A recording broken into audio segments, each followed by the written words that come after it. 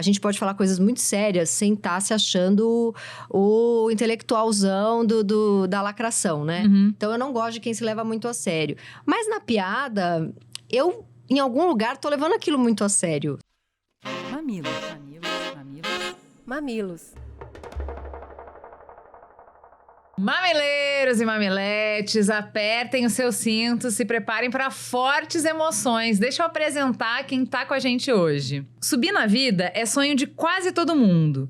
Mas o que acontece quando a gente chega lá e percebe que talvez o lá nunca vai ser verdadeiramente nosso? Que o lugar de onde a gente veio nem nos reconhece mais, só que o lugar onde a gente tá não nos aceita sem ressalvas. No episódio de hoje, a gente convida uma autora que escreve como quem sangra e ri ao mesmo tempo. Tati Bernardi é colunista, roteirista, podcaster e, acima de tudo, uma observadora feroz das dores e contradições de ser mulher, de ser mãe, de ser ansiosa e de ser alguém que já mudou de classe social sem nunca se sentir totalmente em casa em lugar nenhum. No seu novo livro, A Boba da Corte, Tati escancara, com humor, ironia e uma brutal honestidade, o incômodo de pertencer e não pertencer ao mesmo tempo. É também um retrato íntimo de alguém que sabe que o sucesso não apaga o medo e a cultura não redime a culpa. Hoje a gente vai falar sobre mobilidade de classe, máscaras sociais, maternidade, pertencimento, vergonha e raiva. E fazer tudo isso com quem tem a rara habilidade de cutucar nossa ferida e ainda fazer a gente rir. Adorei. Muito bem-vinda, Obrigada. Tati. Gostei muito. Bela abertura. Que bom, que bom. Eu achei que eu fazia boas aberturas, mas agora eu falei, caramba, muito bom. Que bom, porque a gente já pode começar por aí.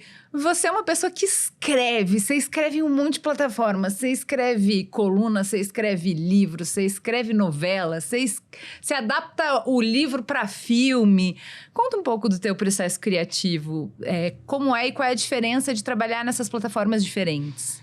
Acho que muito nova já tinha esse perfil e também uma decisão de que eu atiraria para todo lado, que eu queria testar e estar em várias mídias e plataformas.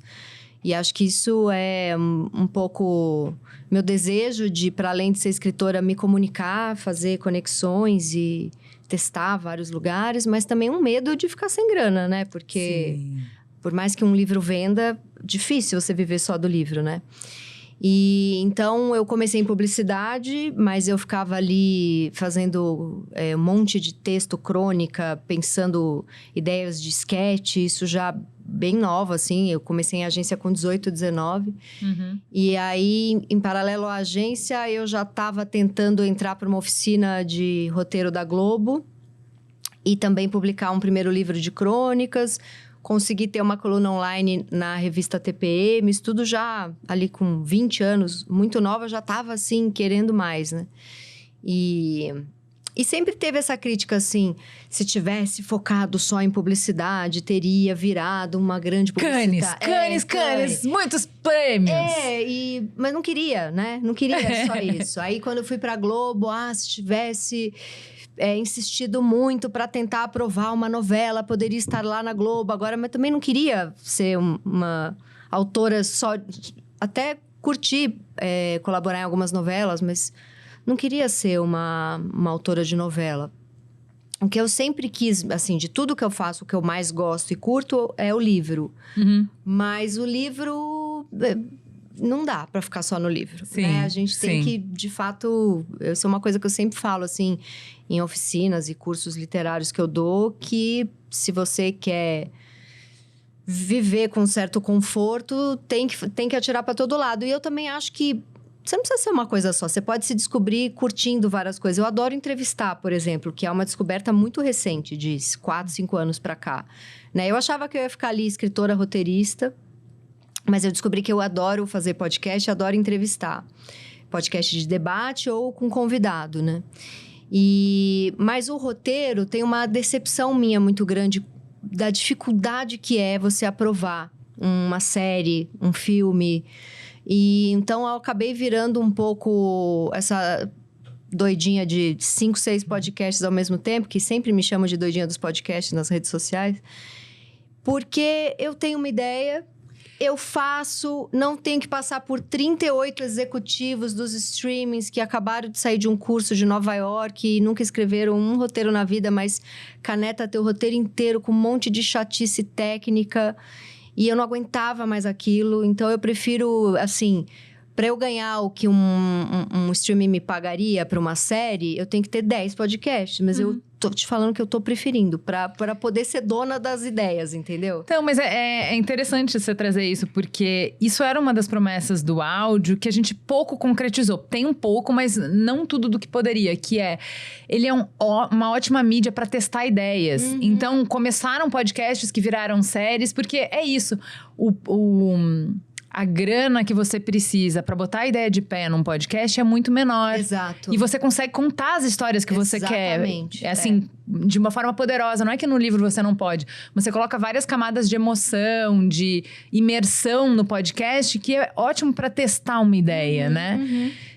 E realmente, se a barreira de entrada é menor, você tem mais autonomia. Como criativo, é bem mais gratificante, eu acho que eu tinha um né? trauma da época de agência que era só um título de sabonete. E tinha 47 pessoas que tinham que aprovar aquilo. Né? Você tinha que convencer o diretor de arte, que estava ali seu dupla, e depois você convencia o diretor de criação, que levava para um primeiro cliente, o cliente apresentava dentro da empresa, que levava para o presidente, e era apenas um título de sabonete. Eu larguei a propaganda por isso, por pensar, não é possível que seja tão chato algo que, na verdade, é estúpido, né?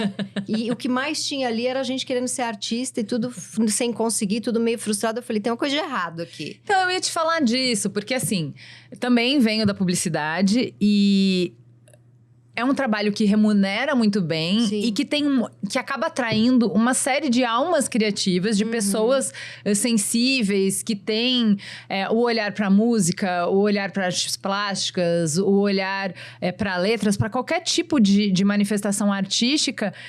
E que não conseguiriam sobreviver da sua arte e ali conseguem fazer alguma coisa que dá muita grana, né? Assim, comparado.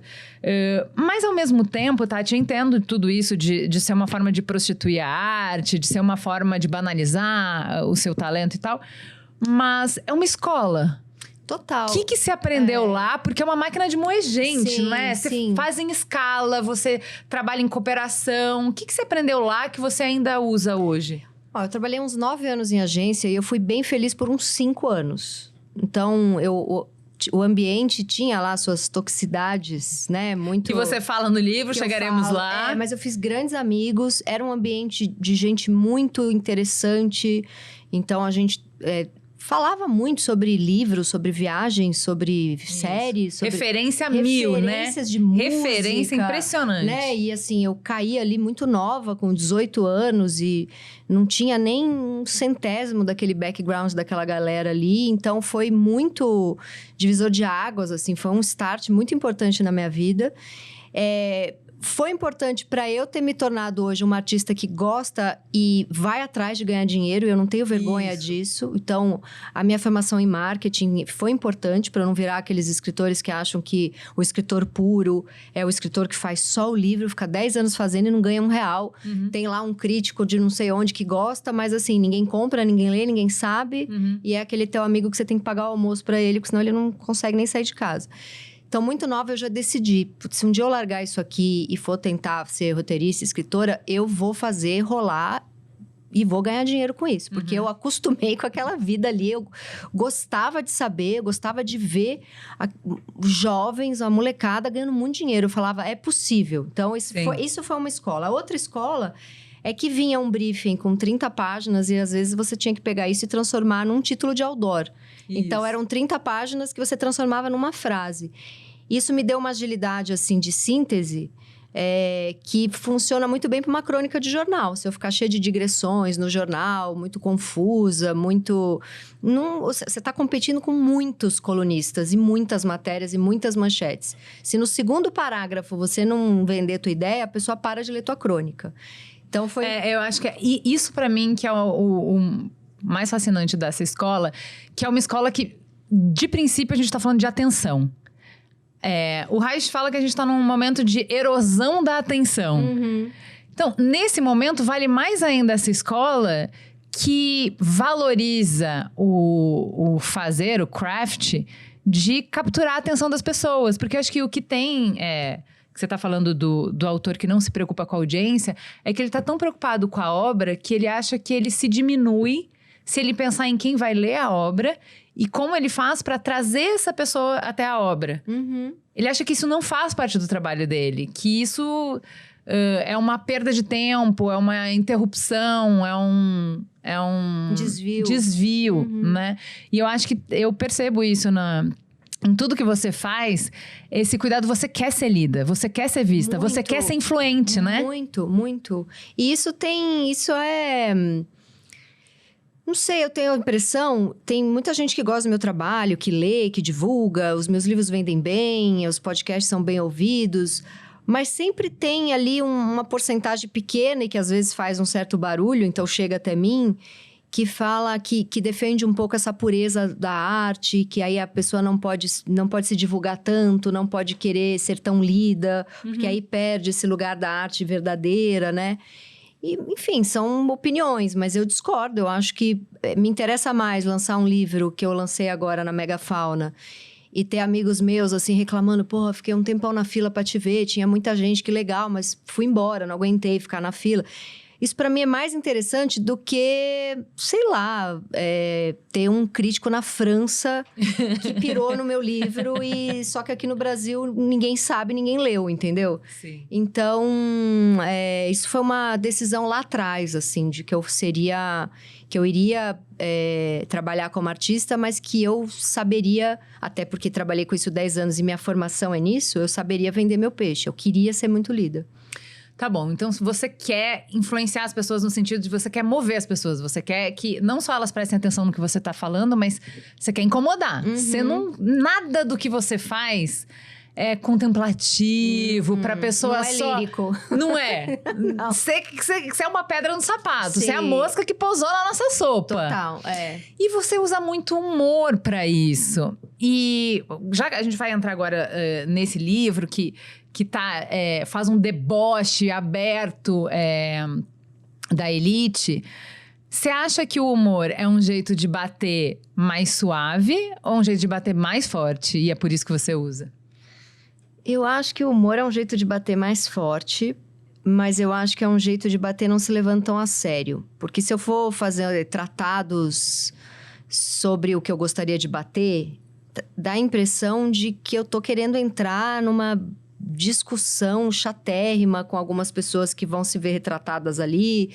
E aí vai virar aquelas réplicas da Ilustríssima. Eu não saberia fazer uma réplica da Ilustríssima, não me interessaria. E aí eu não quero que nada pareça tratados, né? Então até, eu sou feminista, por exemplo, mas eu nunca faço... Posso até fazer, posso até já ter feito, mas quando eu falo de feminismo, eu falo muito mais tirando sarro do patriarcado do que militando, falando palavras muito sérias e duras, né? Então eu sempre vou pelo lado do humor, porque já é uma característica minha desde criança de... minha família é muito irônica e entre nós, assim, eu desde criança, a minha relação com a minha mãe, com os meus avós, com os meus tios, sempre era de dar uma sacaneadinha, era um lugar de afeto também, né? Então, eu já venho do humor e quando eu comecei a fazer terapia ali com 13, 14 anos, e eu tinha várias questões, assim, tinha umas manias, tinha fobias e tal, e aí eu fui pra terapia e quis me vender como uma poeta tuberculosa, suicida, só que a analista só ria. Aí eu falei, tem alguma coisa estranha aqui, porque eu chegava lá com as angústias da super white people Me problems. deixa ser triste, a Dênia. E ela ria, e eu falei, não, então tem algo aqui. E ela ria e me acalmava, me dava uma centrada. Então também o humor tem esse efeito pra mim. Que se deixar, eu não gosto de quem se leva muito a sério. A gente pode falar coisas muito sérias sem estar se achando o intelectualzão da lacração, né? Então, eu não gosto de quem se leva muito a sério. Mas na piada, em algum lugar, tô levando aquilo muito a sério. Só tô com uma malemolência da linguagem. Pra mim, na piada, você destrói muito mais. Eu também acho. Porque, na verdade, você... dentro do que você já estava falando da publicidade, a piada tem um poder de síntese surreal. Porque ela traz todas as referências que você tem, toda a visão de mundo, e ela condensa numa imagem, em uma frase que vai te colocar, vai fazer a conexão com quem tá rindo da piada e vai deixar sem possibilidade de defesa quem é o alvo da piada. E eu acho que é um isso... convite para que a pessoa responda na piada também, né? E aí é um convite meio sacana, porque talvez a pessoa não tenha aquele drive pra, né? Então, já aconteceu E às de vezes alguém... não tem resposta, né, Tati? Porque às vezes quando você é o alvo da piada, qualquer resposta que você dê, você tá acusando golpe. É, total. É, porque é muito velado, né? Sim. Não, mas eu só tava rindo. Exato. Mas não tava, mas você disse aquilo, Sim, né? mas ao mesmo tempo, apesar de ter essa atmosfera um pouco velada, não é protegido no sentido de que eu tô protegida, né? Então, assim, eu acho que tem uma coisa... Eu até aprendi recentemente, né? Eu, durante muito tempo da minha vida, ficava sacaneando todas as minhas amigas atrizes de esquerda que fizeram curso de clown.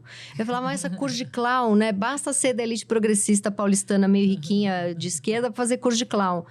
E aí, um dia, algumas amigas falaram pra mim, cara, não é curso de clown, a gente não fica lá aprendendo a pôr o nariz de palhaço.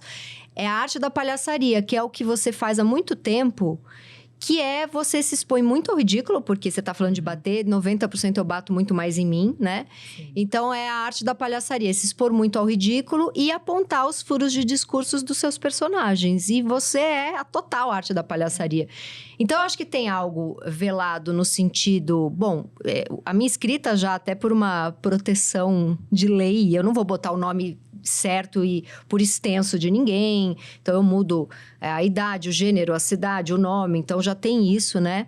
É velado porque tem um pouco essa coisa do... Eu tô falando, mas eu também tô falando de mim. E eu tô falando porque tem um certo afeto no humor.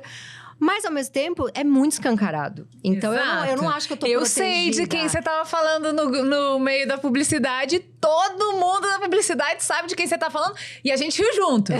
A gente riu junto, a gente concorda. É isso. Acho que se fosse um tratado, não teria tanto poder. Mas se essa pessoa se leva tão a sério, se ela se acha tão importante, é expor ao ridículo, que é o pior que pode acontecer. E geralmente eu exponho o ridículo justamente quem tava se levando muito a sério. Por isso que é tão gostoso, né? Por isso que a piada quebra demais quem tava se levando muito a sério. Eu lembro que uma vez estava, sei lá o que foi, estavam me xingando porque eu fiz um podcast com o Dunker. Porque tem essa coisa assim, né? As pessoas nem veem o que eu tô fazendo direito e eu fiz um podcast de psicanálise com o Dunker e eu, obviamente, me coloco ali num lugar de aluna dele. Eu não sou psicanalista, mas eu gosto de psicanálise, eu estudo há muito tempo. Então, era um podcast que ele era o cara que ia falar de psicanálise. Eu tava ali pra entrevistar, pra provocar, lugar de aluna, meio... até um alívio cômico ali, né? Mas acharam que eu estava querendo dar uma de acadêmica e não sei o quê. E me xingaram e eu virei trend topic, na época era o Twitter, né? E aí, eu ficava lendo aquele bando de gente me xingando. E eu pensava, eu vou entrar nisso aqui? Não, eu vou fazer uma piada. E aí, eu só postei uma foto minha na academia... E eu escrevi assim, bom, tem um monte de gente me malhando, mas não tô ganhando nenhum músculo com isso. Então, eu vou ter que me malhar por mim mesma, né? Boa. Mas nem era essa piada que eu gostei. A piada que eu gostei Aí eu botei assim, eu tô sofrendo plágio escancarado. Porque há 25 anos eu falo mal de mim. Aí agora veio um monte de gente querer me copiar. Aí parou. Entendeu? E eu ganhei a discussão numa piada boba, numa piada Chaves, entendeu? Eu me achei tão... inteligente, evoluída. Eu me achei quase da meditação. Porque assim, eram umas ofensas horrorosas. E eu respondi dizendo, galera, eu já me xingo há 25 anos. Vocês vão me plagiar? Parou, não tinha mais nada depois, entendeu? Eu achei isso... Imagina se eu entro lá e fico, sabe? Eu aumento meu cortisol e estrago o meu dia. Então, eu acho que o humor, ele quebra num lugar muito interessante. É verdade. Há 10 anos, o Mamilos faz parte da sua jornada de formação como ser humano, profissional e cidadão. Mas você sabia que também pode nos contratar e levar essa experiência para sua empresa, organização ou marca? Com a Mamilos, a nossa consultoria, nós já ajudamos grandes marcas a construir narrativas sensíveis. A gente também palestrou em eventos para todo tipo de público, traduzindo temas complexos. E em empresa, nós facilitamos o diálogo em times para potencializar a performance. Agora, atendendo a pedidos, a gente abriu algumas vagas de mentoria profissional. E aí, vamos trabalhar juntos? Aí, vamos entrar no Boba da Corte? Que é isso, você não se poupa, você traz as suas contradições, você traz um pouco da sua jornada, da sua experiência. Você ainda carrega o peso da onde você veio? Tem um tanto da menina do Tatuapé que ainda tá sentada na minha frente? Ah, tem. Só que hoje em dia, cada vez mais com carinho e curtindo e entendendo que essa é a minha herança, sabe? Porque isso a Annie Ernaux fala muito, né? Apesar de... Eu acho assim, a Annie Ernaux e o Edouard Louis são dois autores que me inspiram muito. Uhum. Mas A Boba da Corte não é um livro tentando parecer eles, até porque é um livro de escárnio, de humor, de... Imagina, Annie Ernaux e Edouard Louis não tem humor, não... Ah, o Edouard Louis tem humor, vai. Pouco, será? Não sei, eu mais choro com os livros dele do que outra coisa. Ele, pessoalmente, a gente riu bastante, mas o livro... Concordo que ele é um pouco mais que a Annie Ernaux. Sim. Mas, assim, não tem a coisa do se expor demais ao ridículo, do escárnio, assim, eu acho diferente. E esse meu livro, A Boba da Corte, ele é um pouco o meu estilo há 25 anos, Exato, né? Ele é muito sim. parecido com o jeito que eu escrevo nas crônicas. Então, de novo, né? Teve gente que não leu e falou... ela está tentando imitar os franceses da autossociobiografia. Gente, a gente lê coisas e se inspira. Mas é um Sim. estilo que é meu há 25 anos. Eu falo 25 porque eu comecei a escrever com 19, 20, sei lá. E publicar, né? Mas... voltando na Annie Ernaux, ela tem aquele livro jovem que ela fala que ela só poderia namorar aquele garoto pobre que lembrava tanto ela, que ela foi uma jovem pobre, né? E que quando ela era jovem, ela jamais ia namorar ele, porque ela estava na idade de negar para poder ter uma mobilidade social e também uma ascensão intelectual, social. Quando ela já tem os 50 e alguns anos, ela se apaixona por esse de 20 e poucos, que lembra tanto ela com 20 e poucos, porque ela já tá no momento de fazer as pazes. Ela já tá olhando com carinho para o que é a verdadeira herança dela, que é o lugar de onde ela veio. E isso me marcou muito, né? Então, eu acho que o A Boba da Corte é um livro que, assim, o começo, até a metade, assim, do livro, é eu negando para poder pertencer, e o final do livro sou eu falando que a minha herança, na verdade, é do lugar, é de onde eu vim. Porque todos os livros que eu escrevi, e as minhas principais crônicas, falam dessa família, né? Porque, assim, em algum momento da minha vida, ali com 20 e poucos anos, eu conhecia colegas no trabalho que tinham o pai diplomata e a mãe socióloga. Eu pensava, imagina... Tudo que essa mulher teve na infância e na adolescência dela, o que ela pôde ler, o que ela pôde viajar, o que ela, né? Imagina se eu tivesse essa herança, onde eu estaria. Eu acho que eu não estaria onde eu tô. Eu acho que talvez eu fosse mais uma filha da elite que não sabe, da elite intelectual, que não sabe o que fazer com tanto, né? E acho que a minha herança era ver a minha mãe me sustentando sem ter terminado o ginásio. Essa é a minha herança, entendeu? Então, hoje em dia, eu já olho para isso com outro olhar, de pensar que eu só cheguei onde eu cheguei justamente porque a minha herança era diferente. Mas acho que nesse ponto que você se encontra com o Edouard Louis, o mudar método é esse arco. É o arco da Boba da Corte, né? Primeiro, eu não percebia que existia uma diferença. Quando eu percebo, eu falo, eu não quero ficar aqui, eu quero ir pra lá. E aí... contar todo o processo tortuoso para que eu possa pertencer, para enfim, quando eu tá lá, eu falo assim, mas eu nunca vou pertencer porque eu não sou isso aqui. Sim. Então, o que eu sou é ressignificar o arco. Não, o arco esse. É muito... Mas a jornada do herói, gata, existe há 300 bilhões de anos. E tamo aí, é sobre como você conta essa história. E não é que tem um arco que ninguém inventou o arco, exatamente, tá tudo bem. Perfeito. Mas eu acho que sim, não, sim. Muito inspirado. O meu livro preferido dele é O Mudar Método. Eu li O Mudar Método grifando inteiro, Tem coisas muito parecidas, que inclusive tá no meu livro, que tá no livro dele. Exato. Que é a casa toda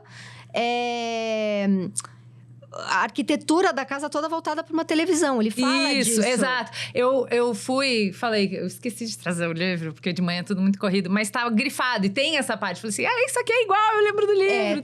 Total. Porque na hora que eu li isso no livro dele, eu falei, gente... Mas isso aqui é legal, porque eu acho que é muito louco você pensar que uma periferia francesa pode conversar com uma periferia brasileira, e você fala, o que tem a ver uma coisa com a outra? Por que eu falei de periferia? Porque você, na hora de contar a sua história, ficou... elite financeira, mas cultural também. Eu acho que o teu livro provoca um pouco desse desencaixe que não tem no dele. Que ele é uma família de trabalhador... E ele é pobre. Pobre sob todos os aspectos. Não tem dinheiro pra arrumar os dentes, não ele não ele passa fome. É completamente diferente. Eu nasci classe média. Você não se esconde. Você foi pra Disney, você colégio fazia terapia, colégio particular, fez inglês. Então, assim, tem nada a ver com a experiência dele em outro lugar. Sim. E aí, eu lendo o livro, né? Eu fiquei assim... Não, mas ela tá... mas eu não tenho lugar aqui, não tenho lugar aqui. Mas tem nome isso, chama classe média. Aí, fui conversar com um amigo meu, que inclusive fez uma crítica maravilhosa do seu livro. Pablo Artelado. A crítica é muito boa. E eu falei... Mas por que ela não fala? Porque não sei o quê. Ele falou, nossa, mas você não entendeu o livro. E aí, a gente conversou tanto, eu entendi que, de fato... Numa metalinguagem, para comprovar o que você tá falando, por não ser de São Paulo... Tem muitas coisas, símbolos que você usa ali que passam desapercebido pra mim. Porque eu falo, gente, ela era elite. Tatuapé é um bairro caríssimo. 1 metro quadrado do Tatuapé é igual 1 metro quadrado do Itaim. Aí ele me olha com quase nojo. Ele fala... você não entende nada mesmo, né? Gente, Tatuapé, sabe? A pessoa veio do Tatuapé. Falei, isso não significa nada pra mim. O que tá acontecendo aqui? Não, eu consigo entender. Até tem gente que fala, né? Teve um post que eu dei risada. Que pra escrever um livro sobre ascensão social, ela tinha que estar umas 8 estações de metrô pra trás, né? Tinha que estar mais ali pra Itaquera, sei lá. Isso.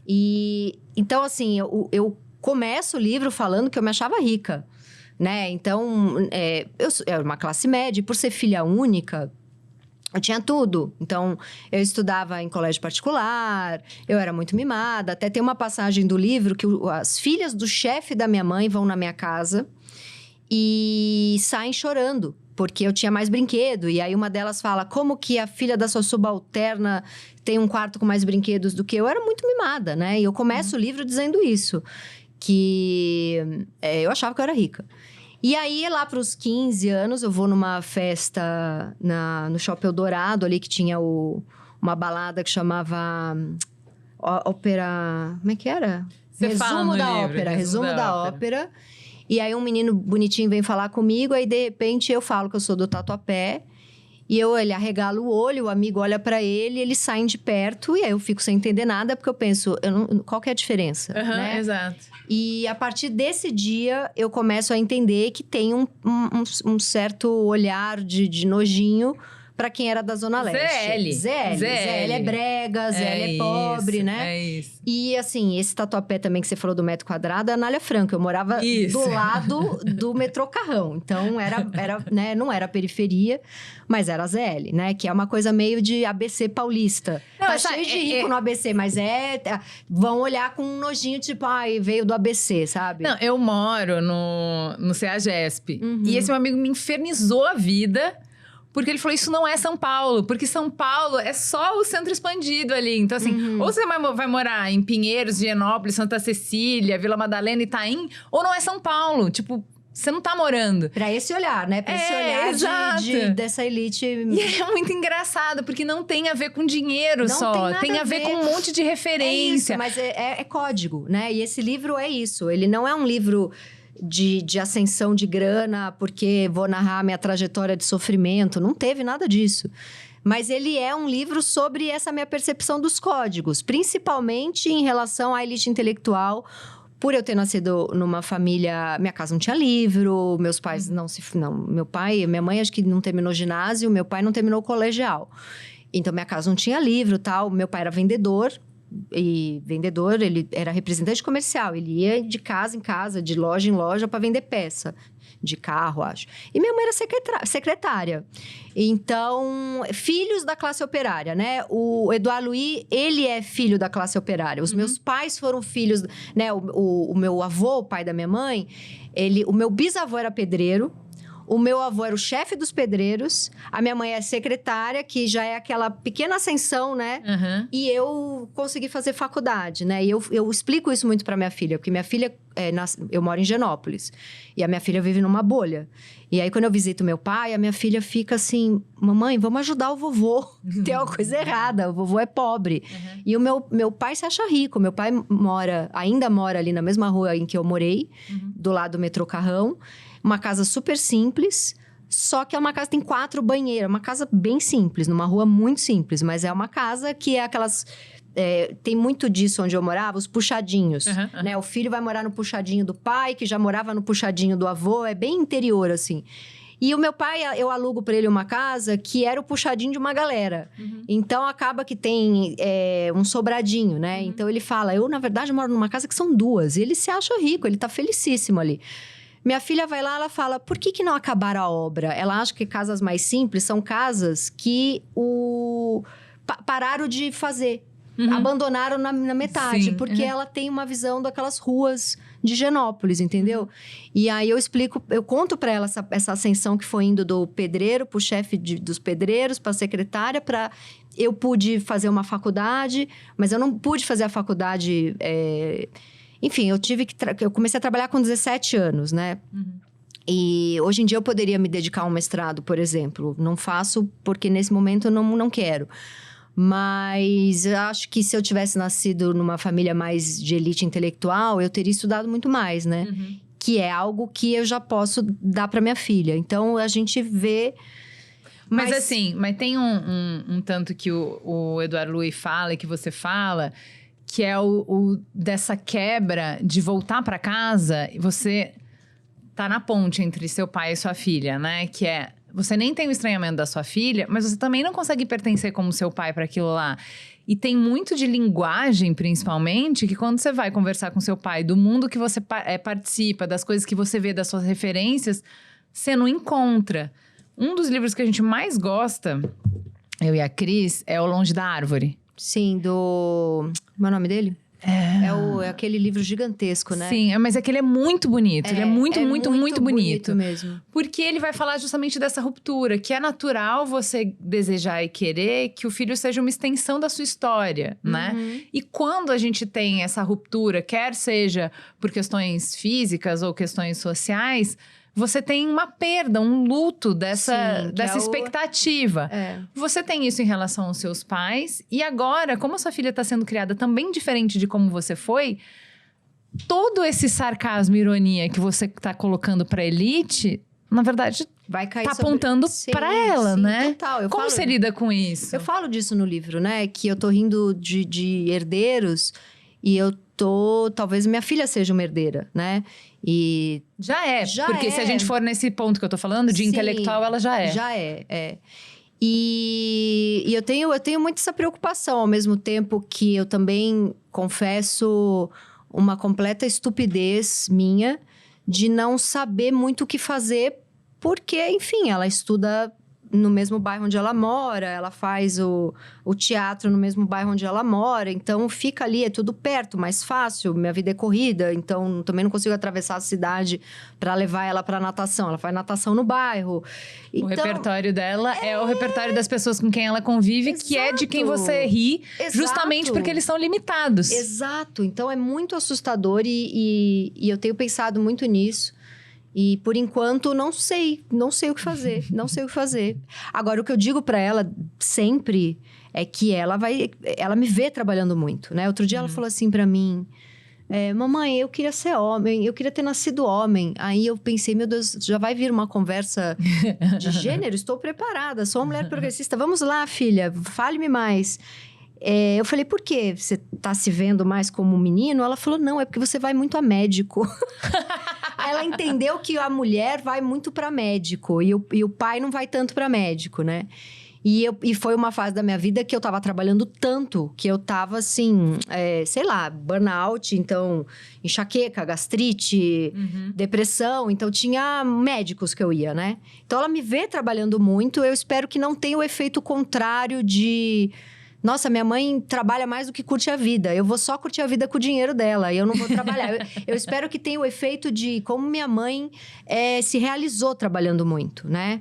Vou tentar não parecer tão doente pra ela, porque eu acho que isso aí vai ser ruim. Mas eu acho que... olha tudo que ela construiu trabalhando muito. Então, é isso que eu espero deixar pra ela, né? Vai ter um dinheiro ali pra ela, mas eu não herdei. Eu fiz por merecer, né? E assim, eu sempre falo pra ela que tem que trabalhar muito. Porque a minha mãe me disse mais vezes na vida, trabalhe muito e ganhe dinheiro do que eu te amo. E acho que foi o melhor eu te amo que eu podia ouvir da minha mãe, né? E eu com 19, 18, 20, falava, mãe, ganhei um prêmio em publicidade. Ela falava, eles aumentaram o seu salário? Então não adianta de nada o prêmio. Sabe? Ai, mãe, fui chamada pra fazer um roteiro de cinema. Ah, eles vão vir com aquele papo de amor à arte? Não pegue, tem que pagar. Então, assim, minha mãe sempre falou pra mim, não caia no papinho da elite intelectual que vão te chamar pra pertencer por amor ao cinema. Vai ter um executivo, um produtor ganhando dinheiro e vão pegar umas deslumbradinhas como você pra não pagar. Então, muito nova, caguei pro amor ao cinema. Mesmo que eu seja uma iniciante, tenho o salário da iniciante, eu sempre, né... E isso foi minha mãe. Minha mãe me colocou essa obsessão em ser bem paga.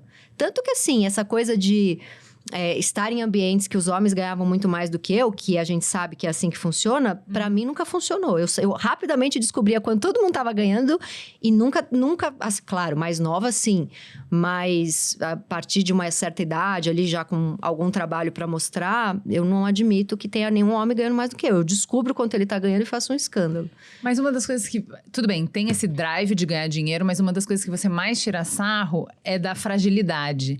Tem um lance de quem não tem nada garantido, porque, assim, você não era pobre, mas os seus pais te deram a condição para você pular.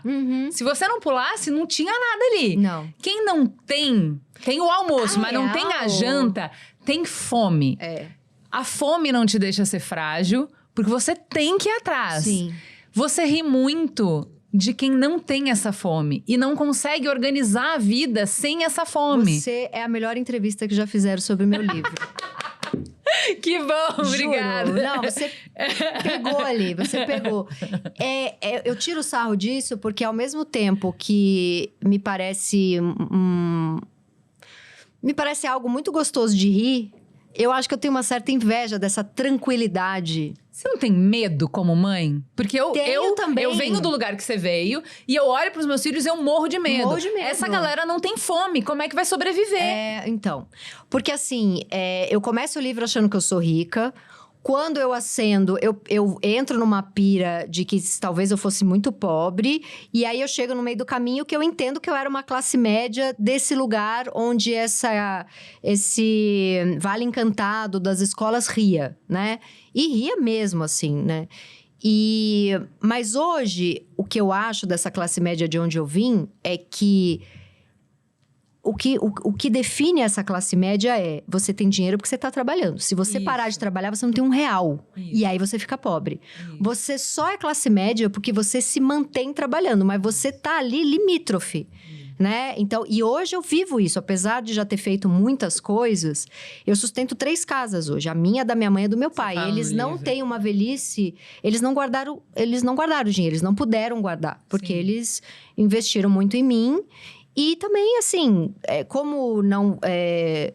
essa profissão de vendedor e de secretária, chega uma hora que você não acende mais e você envelhece, né? Então, não guardaram dinheiro. Então, eu sustento 3 casas, porque, além de tudo, são separados. Então, tem a casa do meu pai, a casa da minha mãe e a minha. Se eu parar de trabalhar... Eu tenho um bom salário hoje, até porque eu tenho 10 empregos. E por que eu tenho 10 empregos? Porque se eu perder 5, eu tenho 5. Já é esse raciocínio. Isso, da falta. Né? Sempre da fome. O meu raciocínio é sempre da falta e da fome. Então, hoje eu tenho porque eu trabalho. Se eu parar, eu tô ferrada. Mas é por isso que eu fiquei... O livro inteiro, ele tá impregnado da ética da classe média. E eu falo, mas por que ela fala? Chama classe média! Sim. Que é isso, mais que...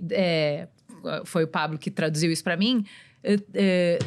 Da perspectiva de quem tá do alto, Sim. é igual tudo é sul para quem tá sudestino. Sim. Pra perspectiva de quem tá do alto, não tem essa tanta diferença entre classe média. Mas é o não código, nós, é o outro, né? Mas é por isso que eu falo que é um livro mais sobre código do que sobre grana, né? Porque, assim, eu tinha amigas milionárias no Tatuapé. Porque eu estudava num colégio particular. Isso, Então, eu morava ali no Lago do Maranhão, ali perto do... Não era exatamente no Lago do Maranhão. Isso é eu coloco no livro para ilustrar. Mas era perto, né? Mas como eu estudava em colégio particular, tinha umas meninas riquíssimas na minha sala. Inclusive, eu era... Sim, mas o pai não era diplomata. Ela não era a melhor amiga do Gil. Exatamente. Ela não ia ser convidada, entendeu? Exatamente. Não passava as férias na França, não escrevia em Aspen, não tinha. E era rica do Tatuapé. Eles não é, entendeu? É o brega. Hoje em dia a elite intelectual fala muito das construções, né? Qual que é aquele greco-goiano? Que eu acho super preconceituoso, né? Que é rico, mas aquela casa greco-goiana. Que é uma coisa super preconceituosa. E era meio isso. Era o novo Rich. É o rico que hoje em dia a gente fala, é o rico do pagode, é o rico do sertanejo. Então, tinha essas meninas ricas na minha sala, mas não era de elite intelectual.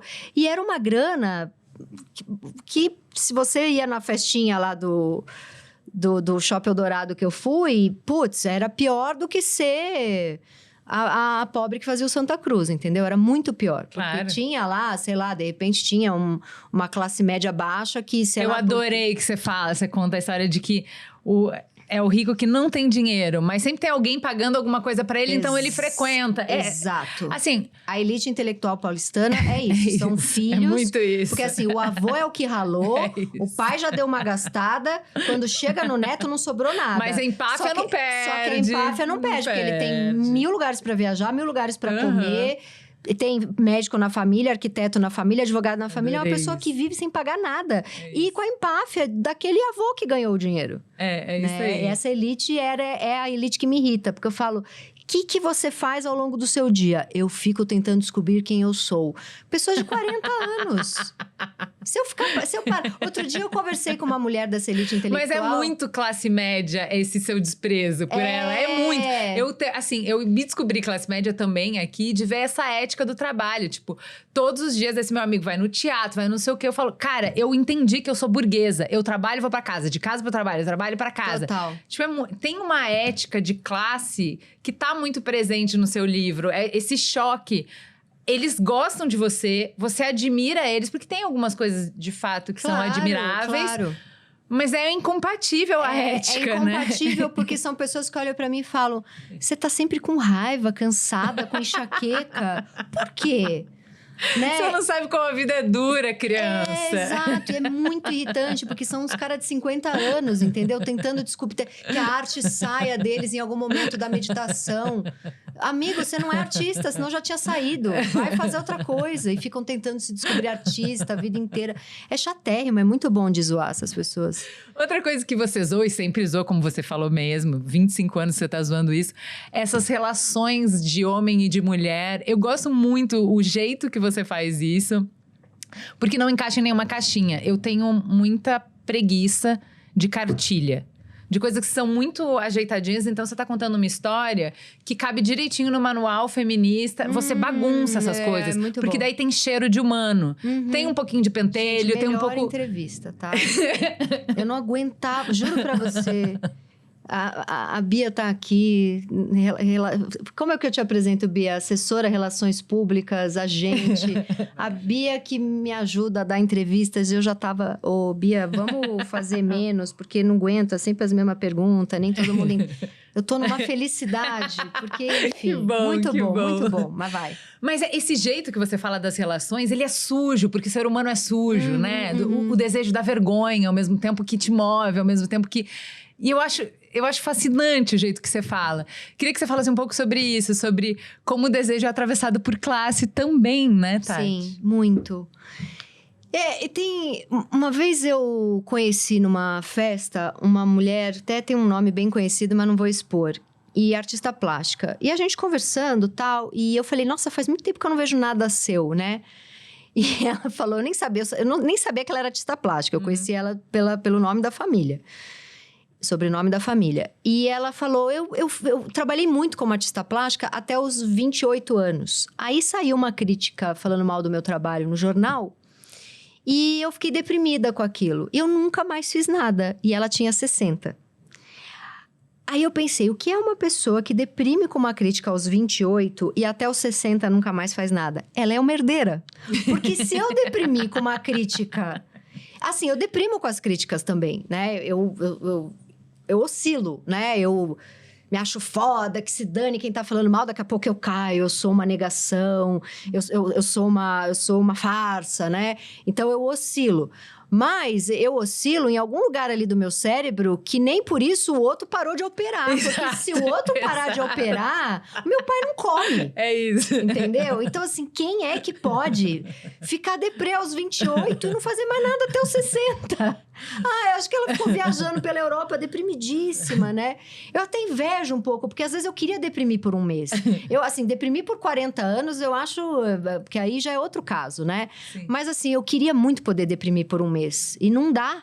Não dá, até porque eu tenho também a sede da fortuna e do sucesso, né? Exato. Que Não, é... então, mas é assim, eu gosto de como você fala, tá muito bom ali. Esse desejo que vai para esse objeto masculino, que eu quero ser ele, eu quero ocupar o lugar que ele senta, eu quero...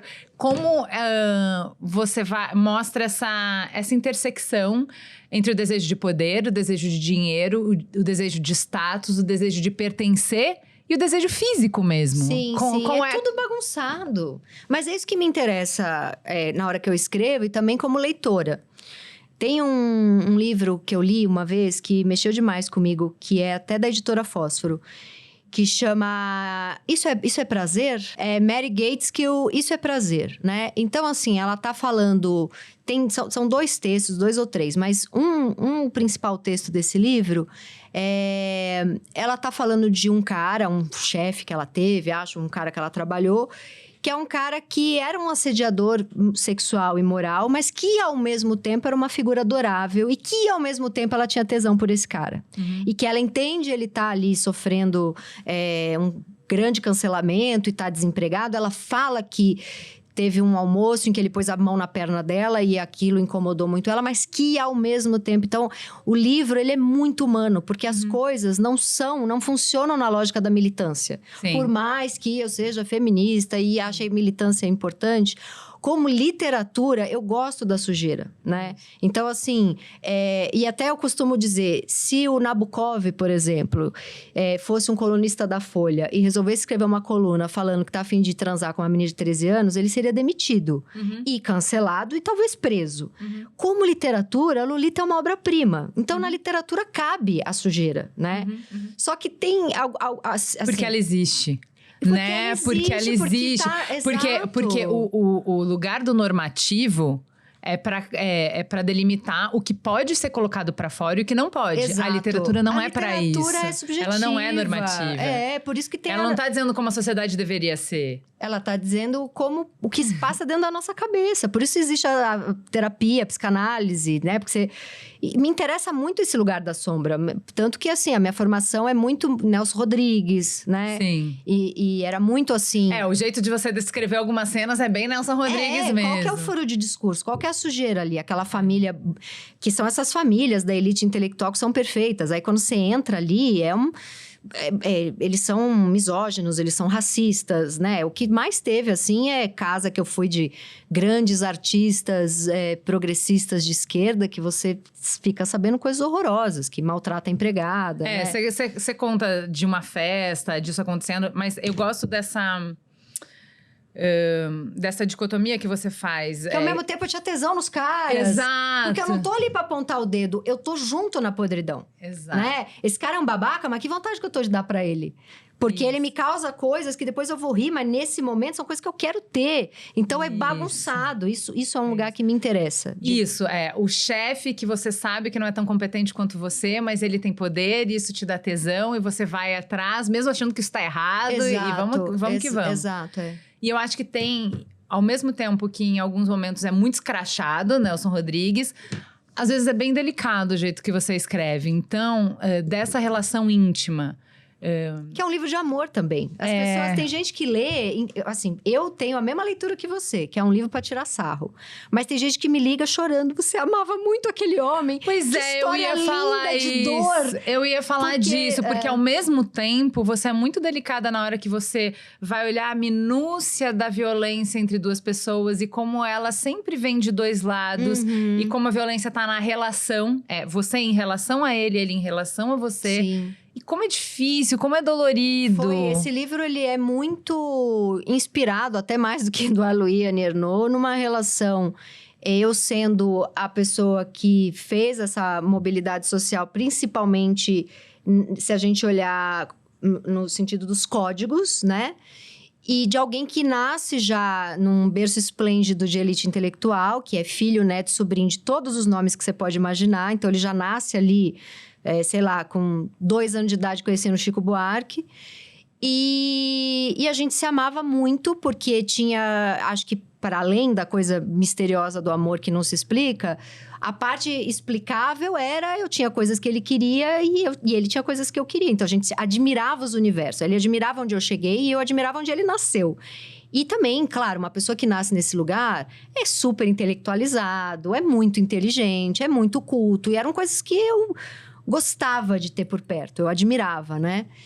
Mas aí eu me pegava em coisas assim que... Assim, imagina, eu trabalhava um dia inteiro louca, 20 projetos... E eu via ele angustiado com o mesmo projeto há 12 anos, que uma hora a arte dele ia ser descoberta. Eu queria picar ele, entendeu? Era assim, não dava, entendeu? E eu sou muito aquela... incontinência facial, né? Eu olhava pra ele com uma cara de... Mano, desiste, você tá há 10 anos tentando fazer esse negócio, vai fazer outro. Até porque o artista só sobrevive tendo 20 projetos, porque de 20 aprova 1. Essa que é a verdade, você sendo elite intelectual ou não, né? E não dá pra você ficar sentado em um achando que é porque o país é difícil. Né? E eu não aguentava. E, por outro lado, ele não aguentava ver, por exemplo, uma coisa que... Eu nem entendo por que isso irritava tanto, mas assim, a minha filha chegar cansada da escola e bater um prato de arroz com feijão vendo TV. Que é uma coisa que eu fiz minha vida inteira. Tava muito cansada para sentar na mesa retinha e contar como foi meu dia para meus códigos, pais. É código. É um livro sobre o que é aceitável, não é? Eu lembro de, num relacionamento anterior que eu tive, o cara limpou a boca no pano de prato. Aquilo, tipo, o mundo podia ter parado, caído. Porque a gente também... Acabou! Porque acabou aqui. A gente também tem os nossos. Tipo, gente, você vai secar a louça ali. Não, tá tudo errado. É tudo errado. Se você faz isso, que tipo de gente que é? Não vai que vai rolar a partir de... Eu tenho uma amiga, não tem nada a ver com código, mas eu lembrei. Eu tenho uma amiga que terminou com um cara que ela tava apaixonada porque ele comprou um Red Bull. Ela falou, Red Bull não dá, entendeu? O cara que aos 40 anos toma Red Bull, ela ligou pra mim e falou, terminei. Eu achei, não tem a ver com código, mas tem a ver com... Já tava mais velha pra aturar um cara que tomava Red Bull, né? Então tem umas coisas que são deal breaker total. Mas eu reconheci os códigos que você falava, né? De como a sua filha não podia fazer bagunça na casa da mãe dele. Eu reconheço, porque tem um tanto que eu acho que é legal. Eu não podia ter raiva. Não Isso pode, era bizarro. pode. Eu tinha saído de um processo muito traumatizante, de uma coisa que eu vivi, de brigar com sócios de um projeto. E eu tava, assim, ele chegava e eu tava, esses filhos da puta! E ele, não, eu não sei.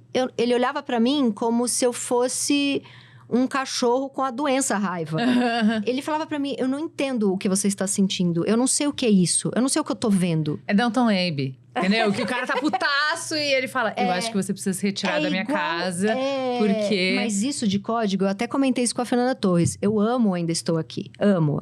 Mas, na hora que eles dão a notícia pra Eunice Paiva, no filme, né? E eu imagino que na vida real possa ter sido assim, que o marido morreu, ela sai impecável do escritório, olha pros filhos e fala, pra cama. tomar banho e ir pra cama. As minhas tia do Tatuapé, se um... Mas essa é a diferença pra Se elite. um tio morre e tem os 5 filhos lá na sala, ela já sai de peixinho, assim, ó. Ela já vem assim, ó. Acabou nossa vida! Entendeu? Mas é por isso que não é elite, o código tá aí. É. E eu acho bom que, assim, a minha família... Tem algumas coisas que você conta que mostra isso.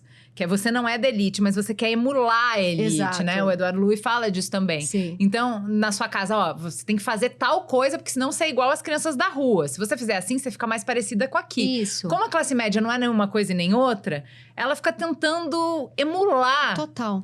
E aí, eu percebo algumas coisas que você falava dele, de ter que ficar quietinha, desse código, que a minha família, por parte de mãe, era muito assim. A minha família, por parte de pai, tinha algumas coisas, tipo, sei lá... Não pode, quando você tira a mesa, você não pode juntar os talheres, por exemplo, para empilhar os pratos. Você tem que tirar... Isso é coisa que eles viram de alguma elite, que eles acham que isso é ser fino, é ser elegante, então tem que seguir essa regra. Sim. Enquanto isso, eu cheguei em São Paulo falando janta. O que tem pra janta? E a elite... Ai, meu Deus, é um Nossa, jantar. Não pode falar janta. Eu vim de uma família que falava antidonte. Maravilhoso. Quando eu chego na W Brasil, aos 20 anos de idade, falando antidom, como é que eles falavam? Eu já nem sei Andonte. mais. Antonte. Sei lá. Olhavam pra mim, assim, e assim... Eu tava ali. E tinha uma coisa das roupas, das bolsas, do cabelo. Eu era toda errada quando eu cheguei na W Brasil. Tinha uma coisa assim de... Ai, não vamos chamar ela para almoço, não, que vai pegar mal. Porque, sabe? E agora, é um livro que me dá medo escrever. Porque eu não posso jamais usar a palavra sofrer preconceito. Mulher branca, de classe média, entendeu? Sim. Minha família... eu com 18 anos, minha mãe me deu um Corsinha. Sabe? Nunca fui, assim, andei muito de metrô, mas nunca fui pra escola de ônibus. Então, riquinha da ZL, sabe? Mas, ao mesmo tempo, quando eu cheguei lá na W Brasil, eu não entendia, não me chamavam muito pras festas. Até que eu comecei a imitar. Imitar as roupas, imitar as bolsas, imitar o cabelo. Eu lembro, assim, que depois de 6 meses que eu tava na W Brasil, eu bati o olho numa menina que tem a minha idade e falei... Vou ver o que acontece se eu começar a ser igualzinho a ela. Cortei o cabelo igual dela, comecei a usar as roupas iguais às dela. E eu automaticamente comecei a ser chamada pra tudo. Arrumei até namorado. Eu falei, olha, aí achei aquilo legal. Então é só imitar, né? Só que eu era muito autoral e muito verborrágica e muito... Então eu imitava, mas tinha ódio daquilo e rapidamente me tirava desse lugar de imitar. Então era meio caótico. É que... o Eduardo Lui fala um pouco disso, né? Do peso que é você usar uma máscara o tempo inteiro, o Sim. dia inteiro. O Eduardo Luiz se fez plástica na cara toda. Por isso que esse livro... Ele mudou a risada dele. Ele mudou a risada. Esse livro, ele é de uma coragem, porque ele se coloca num limite de quase ser meio sociopata. Uhum. Porque é um cara, assim, que começa a imitar real a melhor amiga dele. É um cara que faz plástica na cara toda, que muda a risada, que muda... Né? Então, é quase um talentoso Ripley, né? Eu li pensando em que momento a coisa vai cambiar aqui para um lugar meio... E não rola. Mas fica limite ali. É muito interessante. Esse é um dos melhores livros que eu já li na minha vida. É, muito bom mesmo. Mas, ó, o Boba da Corte não faz feio diante dele. Ele tá aí muito bom, muito divertido. Realmente, ele é mais divertido do que o livro do Eduardo Lui. Não sem ser... Eu também chorei na parte do relacionamento, porque eu acho que tem... Você consegue fazer a crítica que a Annie Ernaux fala de mapear o movimento social, mas você traz isso para a relação de uma forma muito delicada, porque são coisas pequenas. É isso, é uma coisa da sua filha, é uma conversa que vocês fazem que traz, descortina... Sim. Dinâmicas sociais e econômicas e de códigos. Quando eu mandei esse livro para minhas editoras, a Fernanda e a Rita, elas chegaram a falar... Olha, você leu o Bourdieu, você leu o livro lá, agora esqueci o nome do italiano, mas a classe inadequada. Você leu o Eduardo Lui, tem o mentor dele, que eu também já li uns 2 livros, que é o Didier. Você leu o Didier. Por que você não cita, né? Acho que elas estavam querendo me proteger desse lugar de quem não tem nenhuma noção ciências sociais da parada. E eu falei, não vou citar, porque assim... Se alguém tiver que ver algo de sociológico no meu livro, vai ter que ser através da literatura, porque eu não tenho essa formação. E eu não vou fazer... Porque se eu fizer de conta que eu tenho essa formação, eu tô imitando de novo a elite intelectual, entendeu? Para poder jogar com eles. E não, não vou. Eu li, mas não é um livro com intenções sociológicas, mas é um livro que, por narrar essas pequenas coisas... Porque, assim, eu não preciso ter 3 mestrados em ciências sociais para falar o que é sair do Tatuapé e cair em Higienópolis. Eu vivi isso, né? Só que tem um pouco essa cobrança do... ela tá tentando fazer autossociobiografia, sendo que ela não tem as formações que a Anne Ernaux e o Eduardo Luiz... Eu não tô tentando nada, literatura. Se você viu algo de social ali, que bom. Porque talvez tenha, porque na literatura muitas vezes tem, né? Então é um pouco isso. Pra fechar, se você não cabe num lugar e não cabe no outro lugar, você tá num não lugar. E aí você tem que inventar o seu lugar. Você tem que dar trabalho, cansativo, né? Você fazer a tradução o tempo inteiro de código, de linguagem. Tem algum momento em que você fica confortável na sua pele? Você enxerga isso? Algum momento que você fala, eu tô aqui, eu pertenço aqui? Eu acho que eu encontrei isso escrevendo. Eu acho que ser uma escritora me deu esse lugar, né? Porque, assim, que é um pouco o que eu falo no livro. Hoje, quando eu volto lá pro Tatuapé, eu não consigo mais... a rua toda do meu pai são pessoas de extrema direita, tudo bolsonarista, muito precarizadas culturalmente. E acredito que isso é uma questão social mais do que índole deles, né? E também quando eu tô, sei lá... nas casas de elite intelectual, que hoje em dia são pessoas que eu frequento mais, esses códigos também muitas vezes não bate, também muita pose, aquilo vai me... Eu já quero começar a fazer piada de arroto, de pum, porque eu não suporto aquilo, sabe? Mas a literatura, na hora que eu posso falar dos 2 lugares, ela me dá um lugar. Então, acho que hoje, e também com a idade que eu tenho, eu já formei um grupo de amigos e de amores e de família que me interessa, e eu sou muito confortável dentro desse grupo, que ao longo da vida eu pesquei de vários lugares. Né? O meu lugar hoje é formado por um grupo de pessoas que individualmente foi pescada de diferentes lugares, né? O meu grupo tem gente que nasceu milionária, gente que nasceu em família como a do Eduardo Luiz. Eu fui pescando e são Mas que de alguma maneira são transgressores? Vocês se encontram na transgressão? Que de alguma maneira são transgressores e que de alguma maneira entende meu humor, não se ofende com ele, gosta de se ver retratado nos livros, porque quem tá ao meu redor sabe que em algum momento vai aparecer e que... Como é isso? Esse mal-estar de que o cara que tá saindo com você sabe que vai virar crônica do dia seguinte. Eu acho que é um... É fetiche ou é medo? Afasta ou atrai? Eu acho que, pra mim... para os outros, teve gente que afastou, teve gente que aproximou e eu tô feliz com os sobreviventes. Eu tenho um namorado maravilhoso, tenho amigos maravilhosos. Então, quem sobreviveu forma a minha vida hoje, eu tô bem satisfeita. Mas já teve gente que afastou e gente que aproximou. Mas eu já fiz muita terapia sobre isso e cheguei à conclusão que o prazer que eu tenho em fazer o que eu faço é maior do que o medo que eu tenho em fazer o que eu faço. Então, eu fico com essa matemática e não vai ter como. Eu sou uma escritora autobiográfica e eu tô sempre batendo muito mais em mim. Mas quem tá perto, em algum momento, vai aparecer. E é muito engraçado. Meu ex-marido, assim que a gente separou, ele falou, vou te mandar uma minuta... Porque vou colocar junto com porque a gente fez um contrato, porque tinha um imóvel, então tinha um contrato de quanto eu devia para ele, porque eu fiquei com o apartamento, então era só para eu pagar nas datas certinhas e tal. Eu que quis fazer o contrato. Falei, para você ficar tranquilo que vai dar tudo certo. E ele falou, então eu vou aproveitar e vou colocar uma minuta que você nunca mais pode escrever sobre mim. Eu falei, não precisa pôr a minuta, porque quando a pessoa me pede...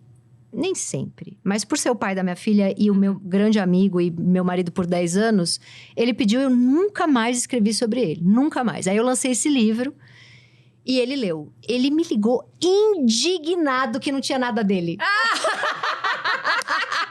Puto! Eu não fui ninguém pra você?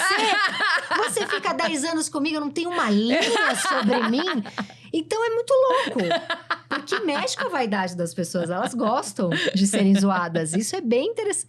Puto, ele ficou uma semana, mas não... Assim, realmente eu tive que acalmar ele. Falei, você pediu... Mas você jogou... O que é? Não é nada pra você? 10 anos? Então é muito interessante. A gente não sabe o que quer no final, Não, né? Você não. sabe o que você quer, Tati? Eu quero hoje, vamos ver o que eu quero hoje. Eu quero ter tempo e conseguir escrever mais livros e não me perder tanto em 30 projetos. Eu quero conseguir focar mais em livro. Eu quero que a minha filha veja uma mãe que trabalha muito com olhares de isso aqui é maravilhoso e não essa geração deu errado, a minha tem que fazer o oposto.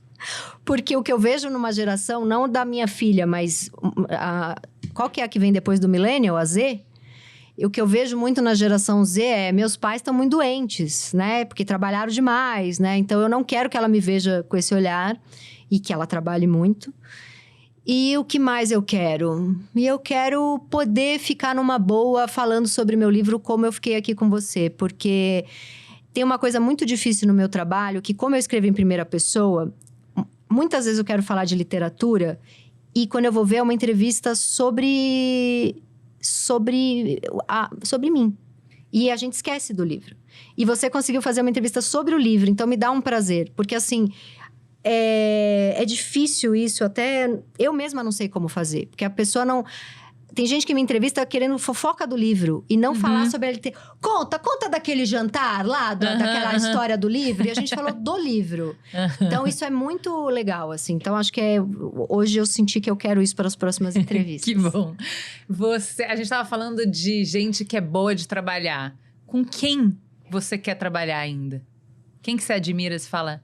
Porque na publicidade tinha muito isso, né? Eu quero trabalhar com fulano. Eu nunca tive. Eu não achava eles nada demais. Sim. Você tem alguém que você fala, queria muito trabalhar com essa pessoa. Queria chupinhar o jeito dela de ser, de fazer, sabe? Tem algumas pessoas que eu admiro muito. Eu admiro muito o Karim Anus, mas o trabalho dele é muito autoral. Então, eu não sei como que seria, né? Eu tenho uma dificuldade de... Eu gosto muito de fazer os meus projetos. Porque... Se eu colaboro para alguém, eu tenho que fazer na voz da outra pessoa e eu tenho uma dificuldade extrema, né? Mas assim, tem pessoas que eu admiro muito, como o Karim, por exemplo. Ele é um cara que ele tem um documentário recente que ele fez, que chama Marinheiro das Montanhas, uma coisa assim. Que é um documentário que ele vai atrás da história do pai, mas acaba descobrindo a história da mãe também. E ele vai meio sem saber o que vai sair daquele documentário. É uma obra-prima. Né? Então, eu tô numa fase um pouco obcecada por ele, assim. Eu acho ele muito foda, muito brilhante. Então, ele é uma pessoa que, quando eu penso quem eu gostaria de trabalhar, de conviver numa sala de roteiro, de trocar, ele é a primeira pessoa que me vem à mente, assim. Muito bem. Obrigada, viu, Obrigada Tati? a Eu já você. tinha te entrevistado, mas se entrevistar 10 vezes, a gente vai falar de 10 assuntos completamente Foi diferentes. muito bom. Rende conversa. Rendeu bem. Obrigada a você. Obrigada, gente. Obrigada para quem ficou com a gente até aqui. E você já sabe, o algoritmo não vai entregar conteúdo de qualidade para você se você leu o livro, se você se interessou pelo livro, se você se interessou pela conversa, encaminhe esse programa para os seus amigos, seja o algoritmo que você quer ver no mundo. Beijo e até a próxima. Mamilos. Mamilos. Mamilos. Mamilos.